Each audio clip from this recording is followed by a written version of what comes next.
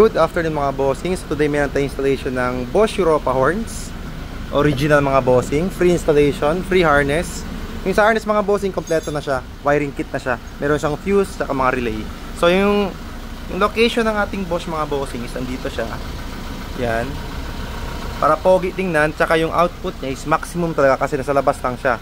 Tapos nagpakabit din si bossing ng grill lights. Itong apat na to. Amber grill lights. So ngayon mga bossing, test natin yung Bosch Europa horns. Sobrang lakas mga bossing. Pag andito kayo, iba talaga yung output, nakakabingi nga. So for more info mga bossing, do visit our shop. Dito na po tayo sa Pagadian City, Shell Gasoline Station, Purok Bahada, Dao. So ito bossing yung road na dinadaan ng mga bus. This is going Zamboanga City. Tapos ito mga bossing is going Rotonda. Our reference ito Kasadya, sikat to dito.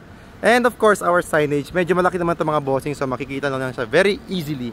By the way mga bossing, pakita ko lang sa inyo, ito yung list of services na meron tayo.